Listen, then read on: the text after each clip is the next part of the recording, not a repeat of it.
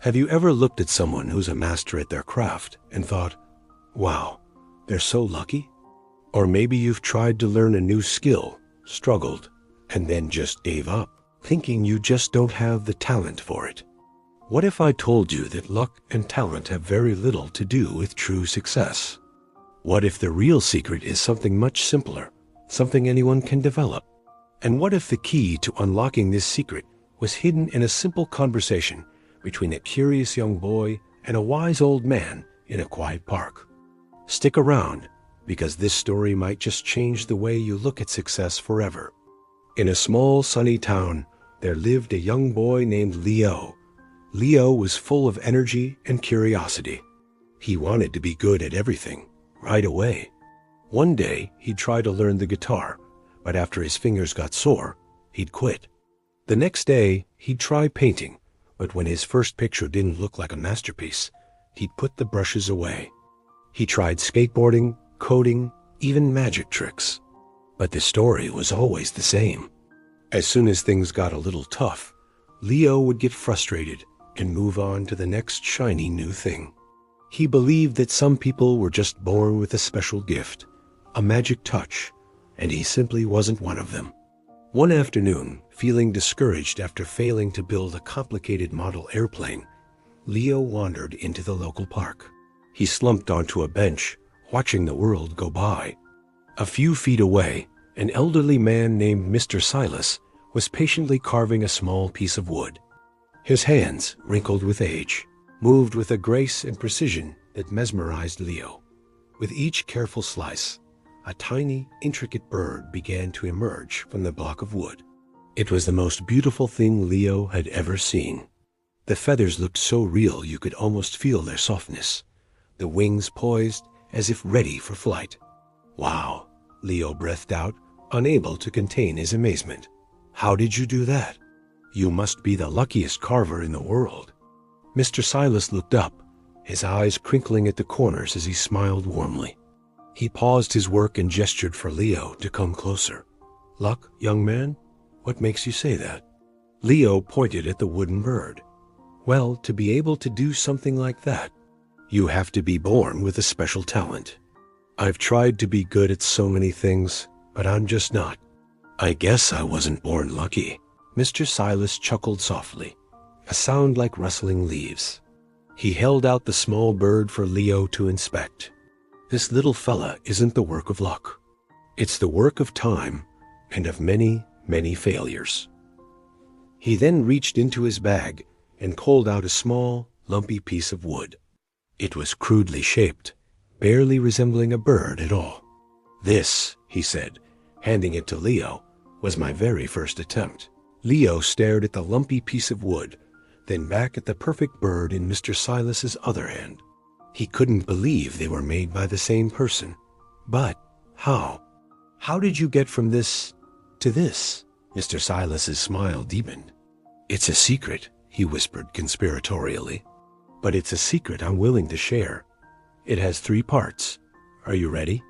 Leo nodded eagerly, his eyes wide with anticipation. This was it. The secret to being great at something.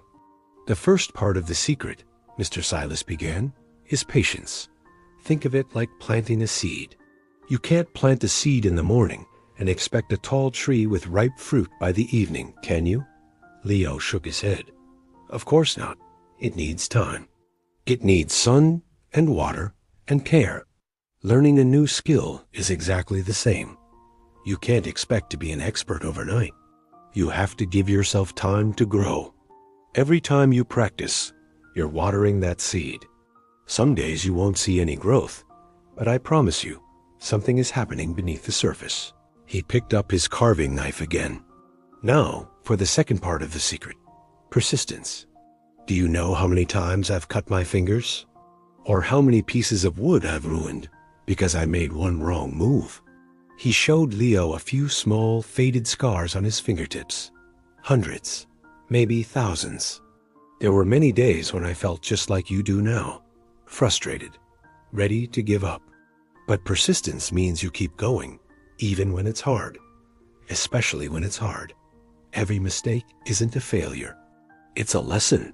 The lumpy bird taught me how not to carve. The next one was a little better. And the one after that, a little better still. Failure is just a signpost, pointing you in a better direction. Leo was listening intently, the world around him fading away. It was just him and the old man and his quiet wisdom. So, patience is giving it time, and persistence is not giving up when I fail. Leo repeated slowly. What's the third part of the secret? Mr. Silas held up the nearly finished bird, admiring it in the afternoon light. The third, and perhaps most important part, is dedication. It's the love for what you do. You can be patient, and you can be persistent, but if you don't truly care about what you're learning, you'll eventually grow tired of it. Dedication is the fire that keeps you going on cold mornings. It's the passion that makes you want to pick up your tools, or your guitar, or your paintbrush, day after day. It's about finding joy not just in the final product, but in the process itself. I don't just love the finished bird. I love the feel of the wood, the smell of the shavings, the challenge of bringing my vision to life. He looked at Leo kindly. So, tell me, young man, out of all the things you've tried, was there one that you truly loved? Not just the idea of being good at it, but the actual doing of it? Leo thought for a moment. He thought about the sore fingers from the guitar strings and the messy paint. But then he remembered the model airplane. Even though he'd gotten frustrated, he remembered the excitement he felt when two pieces fit together perfectly. He remembered the focus he had when trying to glue the tiny propeller. He didn't just want a finished plane. He enjoyed the challenge of building it. The model airplane, Leo said, a spark igniting in his eyes. I got frustrated, but I liked figuring out how the pieces connected. I liked seeing it start to take shape. Mr. Silas smiled. There you go. That's your fire. That's your dedication. Now, what do you think will happen if you go back to that airplane with a little patience for the tricky parts and a little persistence when you make a mistake? Leo looked from the lumpy piece of wood to the masterpiece bird, and suddenly everything clicked. It wasn't about a magic touch or being born lucky. Luck was just an excuse. The real magic was in the trying, the failing, the learning, and the trying again. It was about showing up every day. I think I could finish it, Leo said, a determined smile spreading across his face. And maybe the next one I build will be even better. I have no doubt it will be, said Mr. Silas, handing the beautiful wooden bird to a stunned Leo. Keep this to remember the secret. It's not about being the best on your first try. It's about being better than you were yesterday. Leo held the bird carefully in his hands. It felt smooth and solid. It wasn't a symbol of luck anymore.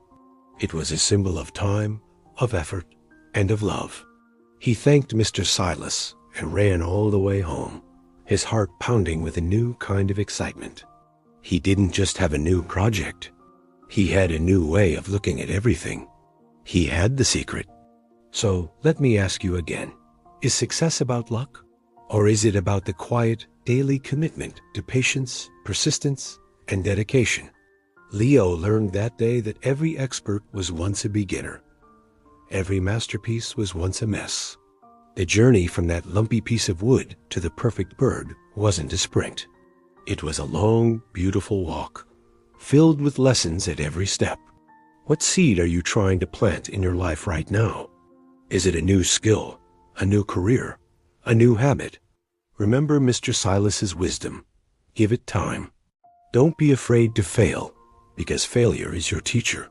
And most importantly, find the joy in the process, because that is the fuel that will carry you to the finish line and beyond. The real secret to success isn't out there waiting to be found. It's inside you, waiting to be built, one patient, persistent, and dedicated day at a time. Thanks for watching. If this story resonated with you, let me know in the comments what you're working on with patience and persistence. And don't forget to like and subscribe for more stories that inspire. See you in the next one. Bye.